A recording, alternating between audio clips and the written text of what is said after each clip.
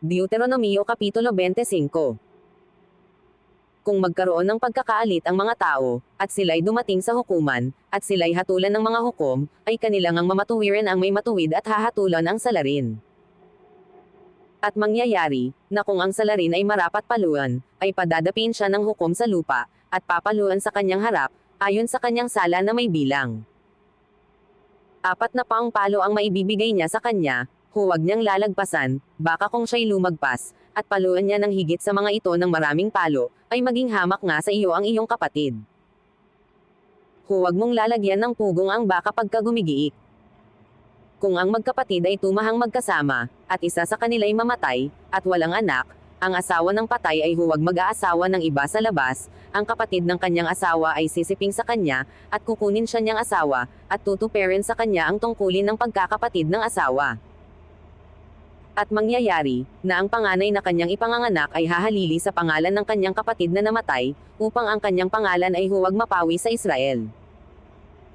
At kung ayaw kunin ng lalaki ang asawa ng kanyang kapatid, ay sasampa nga ang asawa ng kanyang kapatid sa pintuang bayan sa mga matanda, at sasabihin, ang kapatid ng aking asawa ay tumatangging itindig ang pangalan ng kanyang kapatid sa Israel, ayaw niyang tuparin sa akin ang tungkulin ng pagkakapatid ng asawa. Kung magkagayo'y tatawagan siya ng mga matanda sa kanyang bayan at pangungusapan siya, at kung siya'y tumayo at sabihin niya, ayaw kong kunin siya. Ang asawa nga ng kapatid ay paroroon sa kanya sa harap ng mga matanda at huhuberin ang panyapak niya sa kanyang mga paa, at lulhirin siya sa mukha, at siya'y sisigot at sasabihin, ganyan ang gagawin sa lalaki, na ayaw magtayo ng sangbahayan ng kanyang kapatid. At ang kanyang pangal ay tatawagan sa Israel, ang bahay ng hinuberin ng panyapak.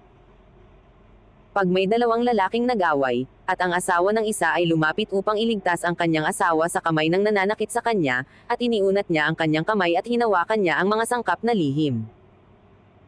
Ay iyong ang puputulan ang kanyang kamay, ang iyong matay huwag manghihinayang. Huwag kang magkakaroon sa iyong supot ng iba't ibang panimbang, ng isang malaki at ng isang maliit. Huwag kang magkakaroon sa iyong bahay ng iba't ibang takalan, ng isang malaki at ng isang maliit.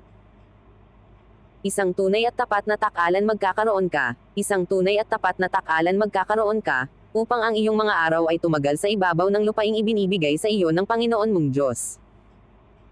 Sapagkat yaong lahat na gumagawa ng gayong mga bagay, sa makatuwid bagay yaong lahat ng gumagawa ng di matuwid ay kasuklam-suklam sa Panginoon mong Diyos. Alalahanin mo ang ginawa sa iyo ng Amalek sa daan nang ikaw ay lumabas sa Ehipto. Na kung paanong sinalubong kanya sa daan, at sinaktan niya ang mga kahuli-hulihan sa iyo, yaong lahat na mahina sa hulihan mo, nang ikaw ay pagod at pagal, at siya'y hindi natakot sa Diyos. Kaya't mangyayari, na pagkabinigyan ka ng Panginoon mong Diyos ng kapahingahan sa lahat ng iyong mga kaaway sa palibot, sa lupain na ibinibigay sa iyo ng Panginoon mong Diyos na pinakamana upang ariin, ay iyong papawiin ang pag-alaala sa Amalek sa silong ng langit, huwag mong lilimutin.